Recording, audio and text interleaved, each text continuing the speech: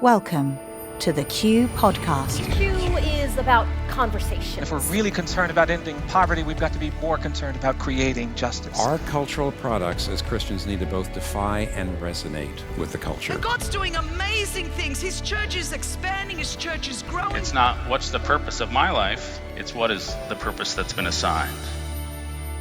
Stay curious, think well, advance good. This is Q.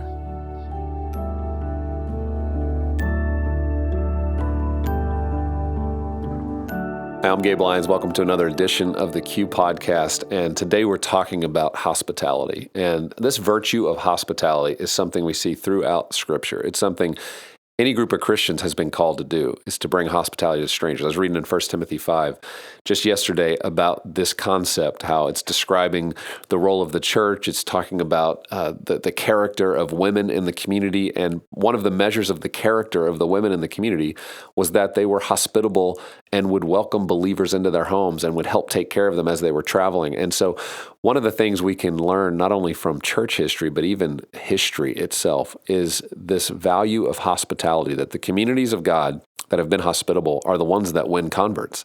It's as simple as that. And if another group of people are more hospitable, they're likely going to win people to their way of thinking, because there's something that happens when we practice all of the ideas that we talk about, when we put them into practice, when we truly serve and love others. And so today, Jo Saxton, you're going to hear a talk that she gave 2 years ago called The Gift of Hospitality. This was pre-COVID. There was no idea that any pandemic was on the rise, and you're going to hear the prophetic nature of what she's talking about when she describes how historically the church responded, even in Rome, when there were plagues. I think you're going to be encouraged by it, especially during a season where people are getting back into hospitality, but trying to do that in a way that's very sensitive to the current government restrictions and the way in which a lot of people are fearful of connecting and coming together. She's going to give you inspiration about how do we think about that. We don't have the opportunity to just step back. We have to continue to step in. Maybe we have to be more creative about how we do it, but let's be the kind of people that are hospitable. So let's listen now to Jo Saxton on the gift of hospitality. So when you think of hospitality, what comes to your mind? I wonder if you think of a hotel and the room service and the luxury, or I wonder if you think of times when people have come to your home, to your space, and the pressure you felt to perform for them in some kind of a way. When I think of hospitality, I think of my family. I think of a home where the pot was always full to overflowing with food, where neighbors and friends were coming by, people who became our family because we're all immigrants working out our way in the world. Sometimes it was great, other times it was really uncomfortable. But that's what hospitality meant to me. What I want us to think about is not just these expressions of hospitality, because that's all I'm referring to really, the expressions. I want us to think of the definition of the word, because I believe if we understand the definition of hospitality, it'll challenge us, it'll stretch us. We'll realize it's richer, more inspiring, and a lot more sacrificial than we'd first imagined. In the New Testament, the word for hospitality is philonexia. Now, I may have pronounced that wrong, but I'm not kind of down with ancient Greek pronunciation too often. But what it means is a combination of two words. The first, philo or philo, which refers to brotherly love, friendship. It kind of conjures up affection. And most importantly, it refers to seeing the other person as an equal. The other part of the word, xenos, refers to the stranger, the other, the foreigner. The definition of hospitality is a love, a friendship, viewing someone as an equal, but a love directed towards the other, the stranger, the foreigner. And interestingly, when we see it occur in the Bible, it's not as an optional extra. Honestly, it's not really described as a gift. It's an instruction to faith communities. It's an instruction to leaders and influencers. So 3 thoughts that I'd love to get you to think about and ponder and to take personally when you think of the implications of hospitality for your world. The first thought is this: hospitality towards one another. In 1 Peter chapter 4, verse 9, it says, offer hospitality to one another without grumbling. Without grumbling. When we look at who Jesus did life with, they made no sense on paper. They made no sense in life. They were across a political spectrum. They were across socioeconomic groups, and yet he called them friends. When we look at the early church and we see churches like in Antioch, where their leadership, not just their mission, but their leadership was a group of people of different ethnicities, different socioeconomic groups, leading together as equals. When we think of our faith communities, what does it look like for us to show hospitality? I wonder who the other is, who your other is, who's the alien to you. Is it someone of a different ethnicity? Someone of a different background to you? Is it someone differently abled to you? I wonder if your other is someone who would vote differently from you, who would think of theological essentials in a different way to you. Now, you can have them round for a meal. You can have them at your table. You might even donate in their direction, but will you see them as an equal? Will you see them with affection, like family, like a true friend? I think our challenge that Peter said then and rings to us now is whether we can show one another true hospitality. But hospitality goes beyond that. It's also hospitality beyond the church's walls, beyond the safe spaces. And so to the Hebrew church, these words were given: do not forget to show hospitality to strangers, for by doing so, some people have entertained angels without knowing it. Now forget the angel bit for a moment. Think of the stranger again. The Hebrew church were under pressure. They weren't loved. They were dealing with tough times. And yet, even in the midst of a time when they could have pulled in and hidden away, the challenge was still go outwards. The challenge was still to show hospitality to a stranger, to someone not like you, to the other, to the alien, to the foreigner. And actually, it was a habit of the New Testament church. It was a habit of the church in its first centuries.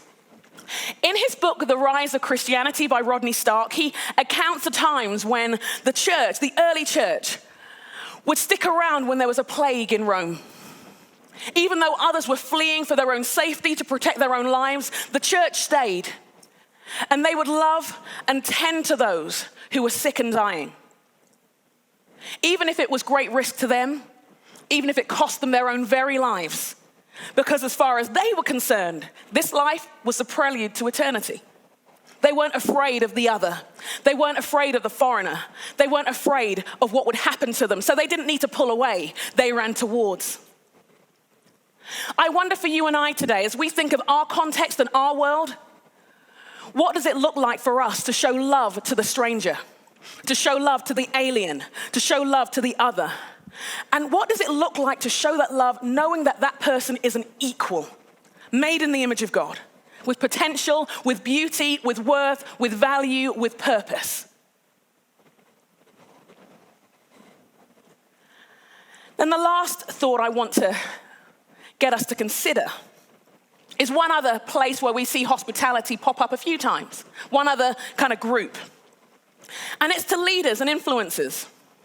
You see in 1 Timothy and in Titus when Paul is describing the qualifications for leadership, the values that we should seek out and we should look for when we're looking for leaders.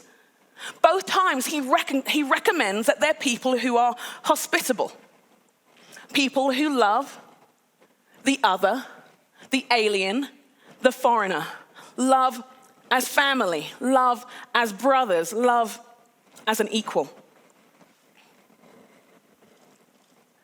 And on one level, it shouldn't be that much of a surprise because when we look at the life of Jesus, we see somebody who called Zacchaeus, the enemy of the people, down from a tree and said, hey, I'm going to have dinner with you today. We shouldn't be surprised because we see a Jesus who touches a leper and doesn't care about whether it makes him unclean. We see a Jesus who has at his table or goes to the table of people who are deemed as sinners. And he shows them acceptance and welcome. We see that he doesn't care about his reputation. He doesn't need to protect what he's got. He needs to show what love looks like. And I wonder what it could look like for us. Yes, in our churches, but in our places of work, in our cubicles, in everything we are and do. One of my favorite examples of this is actually at my kids' school, in their elementary school. Every year, the principal of the school would send a letter out to the parents and to the kids telling us all the different countries kids were coming from and saying this is a wonderful opportunity to welcome people and to celebrate who they are and what they're going to bring to our school. Then in the first assembly of the year, he'd get all the new kids to rise from all the different nations and they would get a round of applause. It was a way of welcoming them, of saying that they had value, to saying that they were contributing and that they were friends. They were new friends. They were lasting friends. In our time and in our day, there's so much we can disagree on and we may continue to. But I would ask us to consider, to take this unfashionable word, this unfashionable phrase, and take it personally. Take it personally on how you do family. Take it personally on how you do friendship. Take it personally on how you treat the other. And if you don't know someone who's your other, it's time. It's time to make friends beyond your walls, beyond your race, beyond your economic group, beyond your world, beyond your comfort zone, beyond all that's made you you. And to offer it freely. Yes, it's an instruction. Yes, it's an opportunity. But honestly, if we do this, it's a gift too. Thank you. I just love that talk. This particular moment where she says the early church would stick around when there was a plague in Rome. Even though others were fleeing for their own safety to protect their own lives, the church stayed, and they would love and tend to those who were sick and dying, even if it was great risk to them, even if it cost them their very lives, because as far as they were concerned, this life was a prelude to eternity. What a convicting statement. I think in a season where so many people are concerned with their own death and life, and there's a lot of fear around death, we as Christians cannot carry that fear. We don't have that opportunity. We're called to not fear death. That's one of the great advantages we have in this life, to live with courage, to live with conviction and boldness, and never to fear death. And so in a season where so many people have that fear, I hope you take inspiration today that we will be the people that aren't fearful of death. We'll be the ones that walk forward. We'll be the ones that help people re-enter, that help them remember the value of human relationship and the needs we have to come together, and how that not only nurtures our soul, but it's essential to how we build community and how we have a flourishing life. So I hope you enjoyed that. I want to remind you, so many people are signing up now as we get so close here to the April 22nd and 23rd Culture Summit, our 15th annual Q Ideas Conference. We can't wait for you to join with us. The lineup continues to grow. Go check it out on our website, qideas.org/Culture Summit. Not only check it out for yourself, send this to your staff, to pastors, to your friends. We have so many people signing on that have never experienced Q before, people who wouldn't have seen themselves before as Christian leaders. Now they're parents, they're people who are just trying to lead well within their community, maybe in their neighborhood, and they're seeing how valuable conversations like this can be as they try to lead and be faithful to Scripture, but also navigate the tensions of so many different topics. So check those out, qideas.org/Culture Summit. That's 2 M's and 1 T. If you're like me, that helps you. And I hope you'll join us for that. And if you can, host a watch party. If you can't join us in Nashville, as we're selling out that space now, I would say host a watch party, invite some friends over. Maybe if it's just for the morning, invite several friends over and watch part of this and have conversations around it. When people do that in community, we have seen so much value as they start to build not only deeper relationships, but foundational theology about how they're going to engage this cultural moment. So I hope you'll join us, qideas.org/Culture Summit.